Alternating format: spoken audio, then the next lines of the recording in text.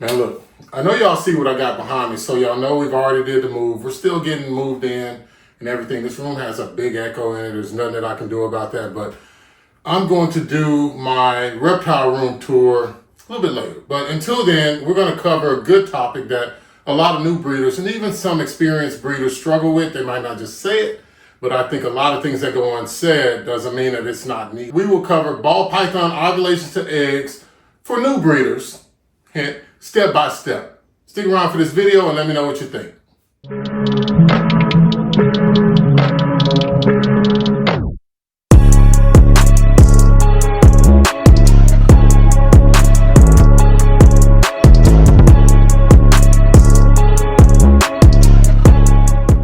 Hey, how's it going, guys? Paul, Spheric Reptiles. I'm so glad to be back to you, man. Let me tell you, I'm here with some staticky good shit. You know what I'm saying? Not that crystal clear garbage, because, you know, when I think about it, the music that came out on vinyl was always better than the music that came out digitally, because they could alter it and do everything else. It costs more to put that staticky good shit on that vinyl.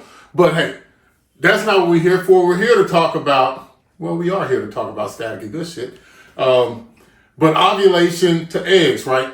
I think that is the most important part of breeding ball pythons that a lot of people get either frustrated with, or they give up with altogether, or they drop the ball at some point instead of just being calm.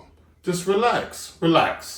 The biggest thing is, first, you got to make sure that your animals are ready to pair up and everything. So 10 millimeters, you've been doing your pairing, and now your animals went off of food. So we're going to start at that point. So you have this snake with a mid-body swell on it, and she is definitely going through ovulation. The swelling's not all over. It's just kind of localized to the middle area, right?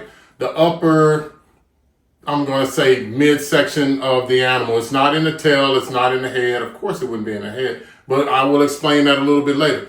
But a lot of new breeders especially get these timelines confused, and or they feel like they're seeing something that they're not. So the first thing that I'll cover is, number one, is don't get frustrated.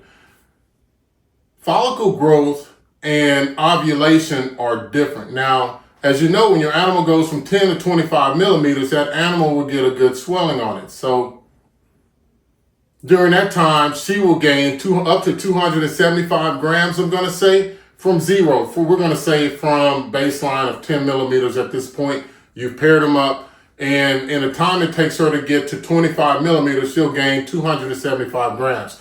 And the reason I'm saying 275 grams is in case you don't have an ultrasound, then that way you can still measure your follicle growth. Now, the best way to determine this, if you're trying to compare an animal that you're breeding versus an animal that you're not breeding, is that, hey, when you're just feeding your animals, they don't gain 275 grams in a span of a month, right? And typically from 10 to 25 millimeters, you're going to see your animal grow at about 10 millimeters per month. So we're looking at about a month to a month and a half, or maybe 2 months for your animals to get to that 275 gram increase in weight, because they all metabolize rodents separately, right, and differently. But that 275 is important, because during that time, you'll notice that your animal gets a really hungry feeding response. Their body does tend to get a little bit bigger. You'll notice that your animal isn't using the restroom or pooping as much. I like the word poop. And they're also drinking more water, so they are retaining more fluid. You'll also notice that the only thing that they're producing is urate. So that's one of the key things that you'll notice when you want to think about your animal actually moving towards ovulation. And so I know this video is about ovulation to eggs, but I still want to give some of the backstory on how not to mistake follicle growth for ovulation. Now, as that animal goes from 25 to 40 millimeters, this is really key. So this is what a lot of people end up mistaking for ovulation, that right before ovulation, the animal's really swollen. Maybe they went off of food. So typically, you remember your ball pythons will go off of food around 25 to 30 millimeters. And during that time, you can still try to pair them up, but they might be searching for the food and show interest, but they never strike. And so that is one of the key things about the animal when they are still growing follicles, is that they still have a hunger drive, but they just don't have any more room in their fat bellies. Look, that fat belly right there, man, that belly fat. I'm trying to tell you, Joe. It's getting smaller. It's getting smaller because my lens been working me so hard while we're moving. But she's not feeding me or nothing, man. Let me tell you. But hey, that is something that I don't want you to mistake. Is that 25 millimeter to 40 millimeter growth, and remember, 10 millimeters per month. So we're talking about up to 4 to 5 pairings with this animal once a month, right? With the male. Because we don't want to overwork the males. Remember the secret sauce if you're having issues with getting your animals to lock up. A lot of people that's been working for them, so I'm glad that's helping. I'm just always glad to help the reptile community in general. But okay, all right. So now we're at ovulation. And I know that I'm showing animals on the screen as we go about ovulation, but at ovulation, what you're going to see are some very key signs. I mean, very, very key. With ovulation, your animal will get a total body swelling, right? So it'll just look like she's swallowed softballs. And she'll be so big that it's unmistakable. But the key difference in ovulation and the follicle growth is, remember, in follicle growth, she's still searching for the food. So when you introduce the frozen thawed rodent to her, she might be investigating it, but she's not striking it. Now, once she goes through ovulation, you'll notice that she wants nothing to do with the food. In fact, she's scared of the food. So you put it in there and she's jerking away. She's not interested in the food. So remember this really big swollen softball that's inside of your animal. And that is the key symptom. And I'm not saying symptom like it's a disease. That's crazy. But I'm not going to even edit that out. So that's the key thing that I want you to realize when she's going through ovulation. The last thing is that we're going to talk about her coiling, right? So I have an animal that's going through ovulation right now. Here she is right here. Can you come see her, baby? Sure. So this is Padme right here.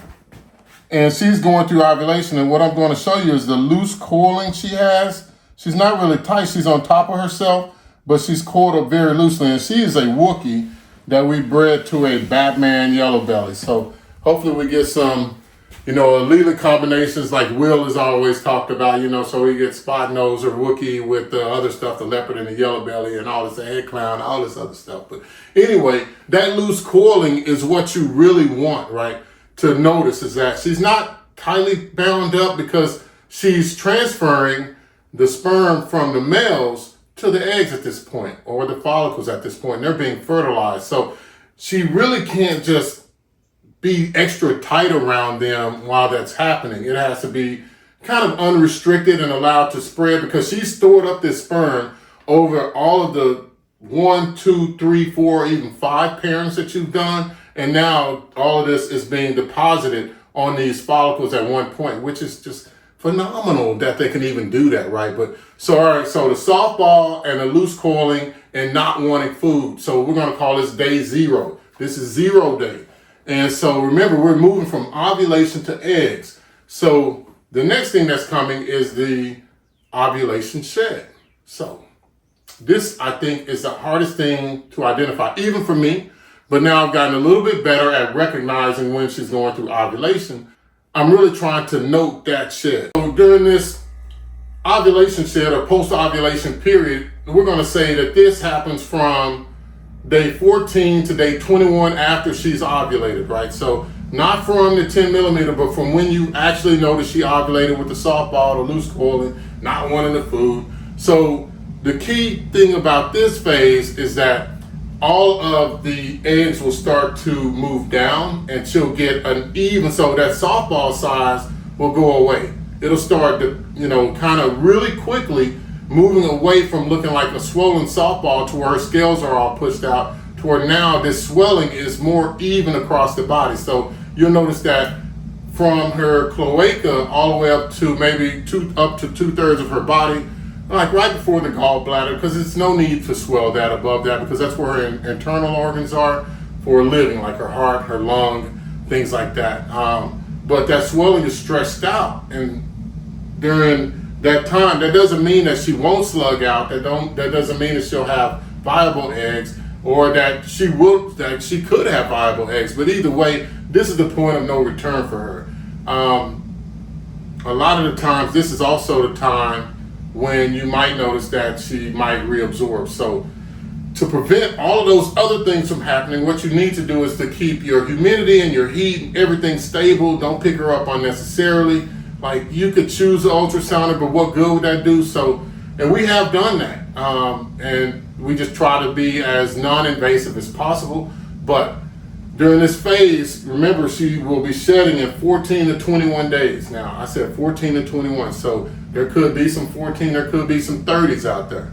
But either way, that very next shed after ovulation, you need to note it and put an O next to it and say that this is an ovulation. Put a question mark beside it, because the next phase, I think the prelate period is what we struggle with the most, right? So, and if you know about prelaying, then it takes the longest, but we always think that it takes the quickest. Like, normally we might think, well, she goes through ovulation, she sheds, maybe 30 days later, I'm gonna get some eggs. Well, that would be fucking great, right? But that doesn't happen all the time. But let me tell you what the prelate phase is. I'm gonna call it the prelate phase before the shed, because that's very important. Okay, so this prelate phase, and this will happen for this female, before she sheds, the prelate shed. So I wanna really stress that this is after the post-ovulation shed.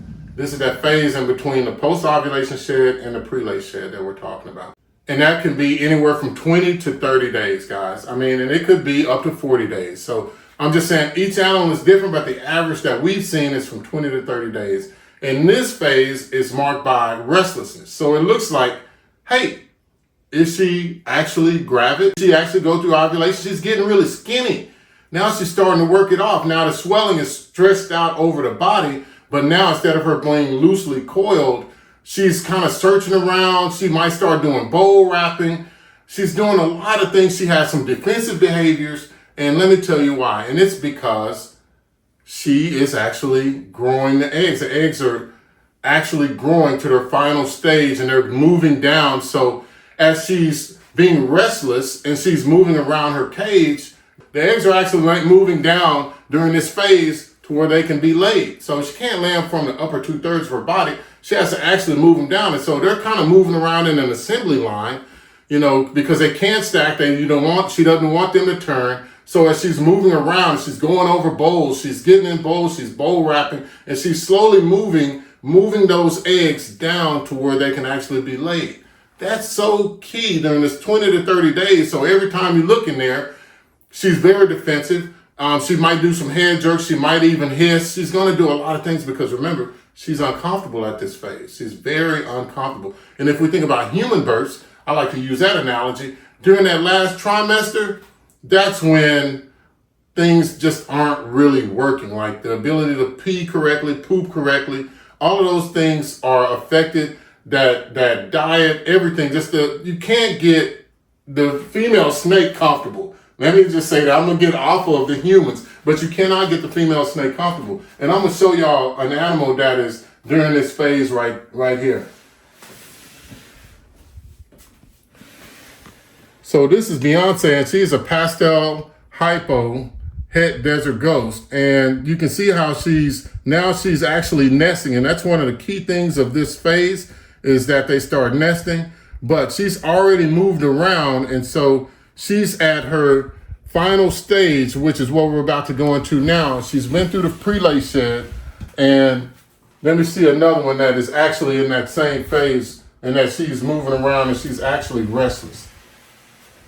So this is an animal, and this is Chroma, and Chroma is a black pastel, yellow belly, inchy, piebald, that's heifer, lavender albino. That's a mouthful, but so you see how she's kind of still looking. She's kind of defensive, and she's not nesting yet. She hasn't pushed all of the substrate away, and she's investigating because she's uncomfortable, and anything that bothers her or that steps in is a danger to her right now because she feels so defenseless.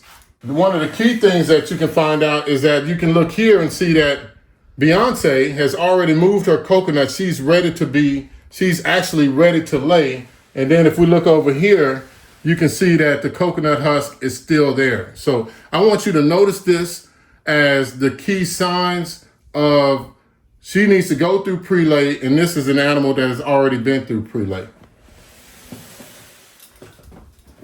Man, I hope this is all flowing well, because I want you guys to actually have success with your breeding of ball pythons if you choose to. It shouldn't be that you're trying and then you fail, because there's been thousands of people that have bred ball pythons now, unlike some of the other species. So the information that is out there should be good information. It should be that staticky good shit.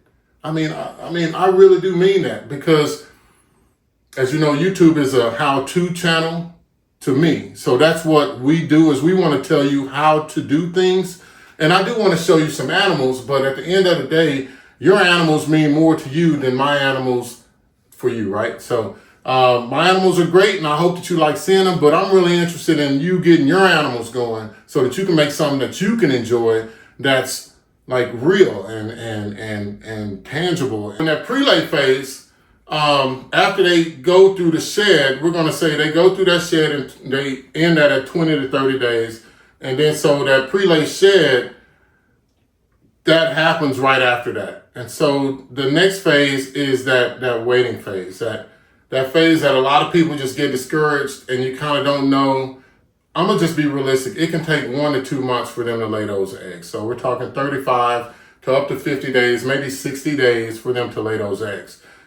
Now, if you remember, this is day 35 and day 50 after ovulation. So you've already paired up for maybe 3, 4, 5 months. And now we're at day 35, which would be 6 months, or day 50, which would be about 7 months, pushing close to like 8 months on these animals to get them to lay eggs. Don't get discouraged. Once you see them start to get to where they were like Beyonce, where she's pushed that coconut husk away and she's actually nesting, and you know she's had her shed, then just chill. Just check on her every now and then. So what I do is I get off work and I come in here and I just look in specific tubs to make sure that they are, they haven't laid. And yesterday I was able to come in and I saw that Lucy had laid. So now I got Lucy. Now she is ready to eat. She's in a clean tub, and you can see that in there she's very alert. She's hungry. I've already hydrated. But the key thing after they lay is you'll see that their skin has folds in it. Their body has folds from the vacuum of the eggs, and they just need to get their body back conditioned. So this is an important phase. But also, if we look at Corella, who is about to go through her prelay phase, you can see how restless she is and how alert she is. She's at the front. So this is, again, where she's moving the eggs down. So I don't want you guys to be confused, and I want to show you one more animal because I want you guys to get a lot of different examples. This is an example of an animal that has gone through ovulation and needs to do a prelay shed. So now you see the difference. She hasn't moved the coconut husk out the way, but you see how swollen her body is? It's swollen all over. And this is and I got to look at the tag, a pastel orange ring, yellow belly, inchy, that is double head for desert ghost and cryptid that we bred to the yellow belly Batman as well. I just really want to make some kryptons out of that, and just see what happens, and some clowns as well, and see what happens with that combination. But now you've seen different examples of what it takes. So just to recap, because I like to recap, you can look at this image on the screen, and I want you guys to print this off and save it for yourself. I'm going to work on getting some posters made of this. I'm, beta testing it right now. So ovulation day 0, then after ovulation, then that animal should be going through a post-ovulation shed.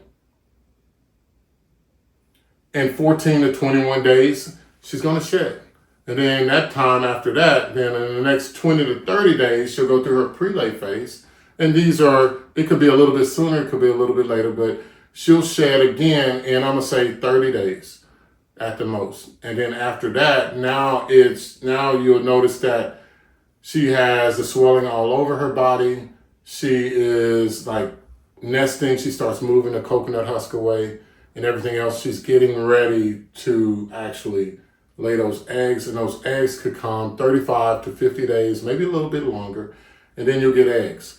So remember, ovulation is day 0. So the 4 or 5 months you spent pairing her up, and also maybe before then, the month earlier when she was still eating, don't get frustrated, because to go from 10 millimeters out to, after ovulation, 60 days later, then that could take 7 to 7.5, maybe 8 months for that animal to lay.